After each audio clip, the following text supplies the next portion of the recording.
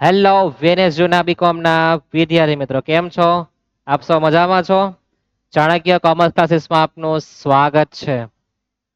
ટીવાય BCom sem 5 માં account નું paper number 6 જેમાં આપણે પ્રશ્ન નંબર 1, 2 અને 3 ક્લિયર કર્યા છે. હવે વાત આવે થિયરીની.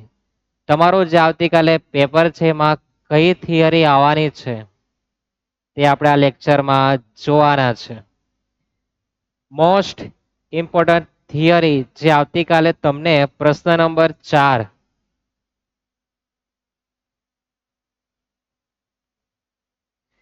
કોઈ પણ 3 લખવા આપવાના છે. કેટલી ટોટલ થિયરી 1, 2, 3, 4 અને 5 દરેકના 4 ગુણ. ટોટલ 12 માર્કનો જે અધ્યાય છે એના માટે આપણે 5 મિનિટનો પૂરેપૂરો સમય આપો, વધારે પણ નહીં, માત્ર 5 મિનિટ. પ્રશ્ન નંબર 4 માં જે થિયરી છે તમારે કોઈ પણ 3 લખવાની છે. 5 આપી શકે, બહુ સારો વ્યક્તિ તમને 6 પણ આપી શકે, પણ મહત્તમ 5, 6 તો નસીબવાળા ભાગ આવે. તો આપણે જે થિયરી આપવાના છે આજે મોસ્ટ ઇમ્પોર્ટન્ટ, માત્ર 5 મિનિટ, વધારે પણ સમય તમારે લેવાનો નથી. એ સમય હવે શરૂ થાય છે.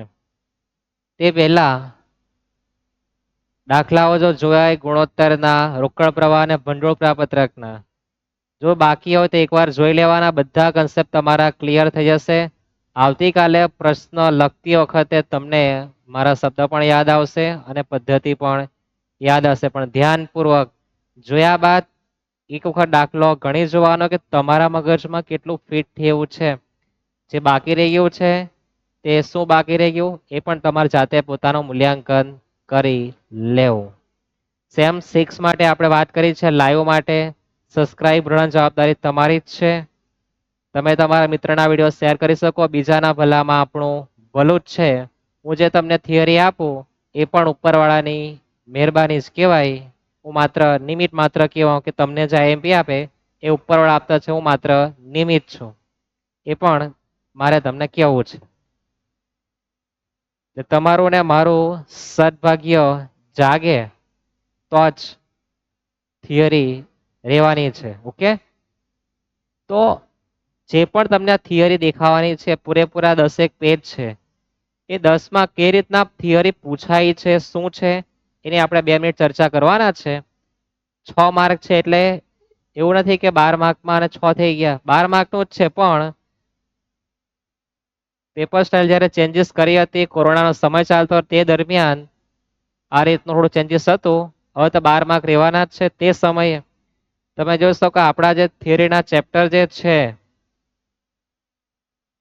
એમાંથી 4 થિયરી હતી પહેલા 2 ચેપ્ટરમાંથી, અને માત્ર ગુણોત્તર વિશ્લેષણની મર્યાદા પૂછી હતી. પેપર ક્યારનું છે એ તમારે શોધવાની કઈ જરૂર નથી. ત્યાર પછી સંચાલક હિસાબ પદ્ધતિના બધા જ થિયરીના ચેપ્ટર છે. જો ની ભંડોળની થિયરી, ની રોકડ પ્રવાહની, ની ગુણોત્તરની, ક્યારે? કોરોના કાળ. એટલે થિયરી ચેપ્ટરમાં થિયરી પૂછતા જ છે. તમે જોઈ શકો કઈ કઈ આવતી છે, તમારા મગજમાં ફિટ કરતું જ જવાનું. ત્યાર પછી ટૂંક નોંધ ગમે તે બે પણ 6 માર્કમાં પિક્ચર આવે. તમે જોઈ શકો કઈ થિયરી રિપીટ થાય તો સામાન્ય માપના પત્રક, સંચાલક હિસાબ પદ્ધતિ, ટેકનિકલ પદ્ધતિઓ ખાસ જોઈને જોવી. બધી થિયરી પહેલા 2 ચેપ્ટરની જ છે. ત્યાર પછી આ ચેપ્ટર, આમાં પણ જો રોકડ પ્રવાહ અને ભંડોળની ઉપયોગિતા, ગુણોત્તરની અને પહેલા 2 ચેપ્ટર થિયરીમાંથી આ 3 થિયરી પૂછી, બાકી 3 દાખલામાંથી છે.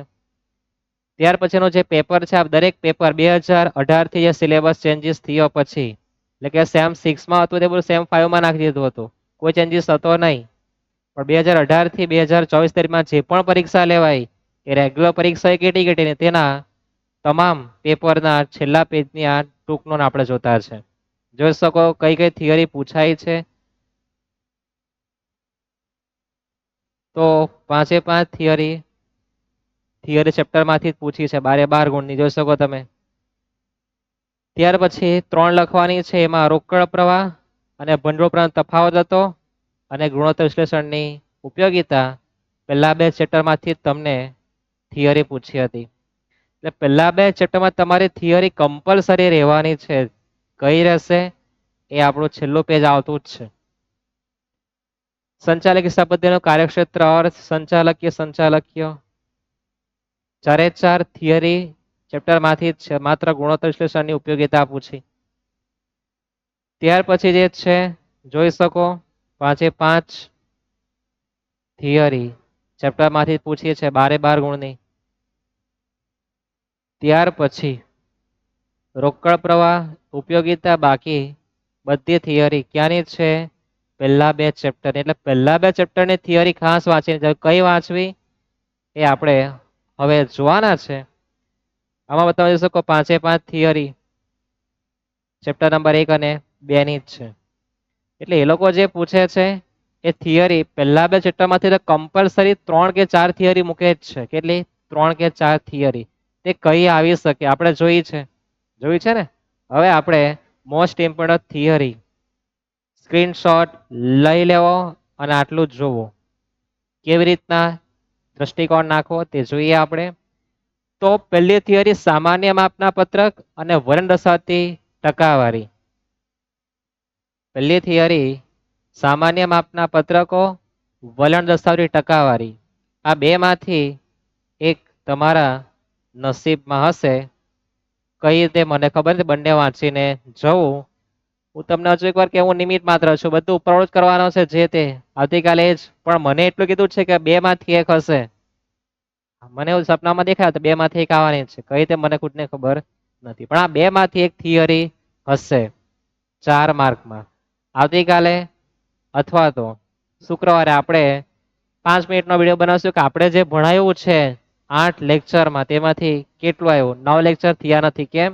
આપણું 8મું નોરતું ઉડી ગયું છે, બરાબર. તેથી એક જતી રહી ને, તો આપણે 9 લેક્ચર નહીં માત્ર 8 લેક્ચરમાં આપણે બધું પૂરું કરવાના છે.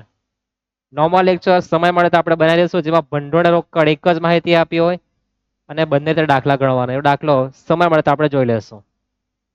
નંબર 2 મોસ્ટ ઇમ્પોર્ટન્ટ થિયરી ભંડોળ રોકડ અથવા ગુણોત્તર. આ ત્રણેય ચેપ્ટરમાંથી એની ઉપયોગિતા હોઈ શકે. ક્યાં તો ભંડોળ પ્રમાણપત્રની ઉપયોગિતા હોઈ શકે, રોકડ પ્રવાહની, ક્યાં તો ગુણોત્તરની. પણ કોઈ એકની ઉપયોગિતા 100% હશે. શું હશે? રોકડ, ભંડોળ અથવા ગુણોત્તરની ઉપયોગિતા. જો ઉપયોગિતા નહીં આવે તો એનો જે ભાઈ છે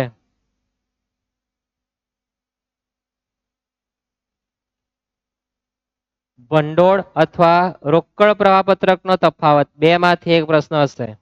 ક્યાં તો ભંડોળ રોકવાની ઉપયોગિતા, ક્યાં તો ભંડોળ રોકડ પ્રવાહપત્રકનો તફાવત. આ 2 માંથી 1 થિયરી 4 ગુણમાં હશે જ.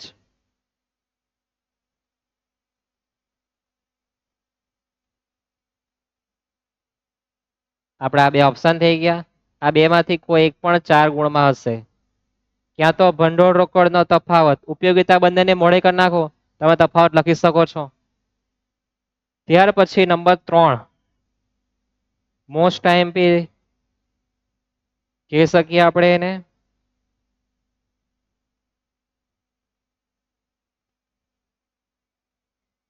સંચાલકીય હિસાબી પદ્ધતિ અને નાણાકીય હિસાબો વચ્ચેનો તફાવત. ક્યાં તો ભંડોળ રોકડનો તફાવત આવશે, ક્યાં તો આ તફાવત, અથવા બંને તફાવત પણ આવી શકે.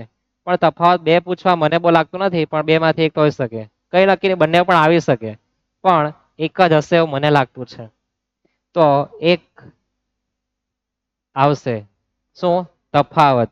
જો સંચાલક હિસાબી પદ્ધતિ, નાણાકીય હિસાબ પદ્ધતિ 2 ચેપ્ટર છે, એમાં થિયરી કમ્પલસરી પૂછતા છે. તો તફાવત પૂછે. શું તફાવત પૂછે તો ગુણોત્તર, રોકડ અને ભંડોળની ઉપયોગિતા 3 માંથી 1 હશે અથવા 2 થિયરીમાં 100% હશે.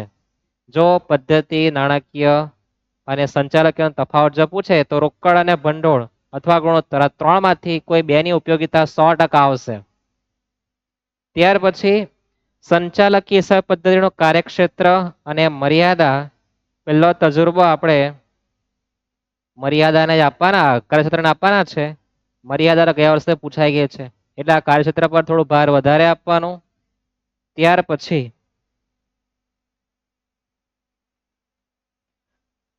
નંબર 5 નાણાકીય પત્રકો તૈયાર કરવાના હેતુ અને મર્યાદા.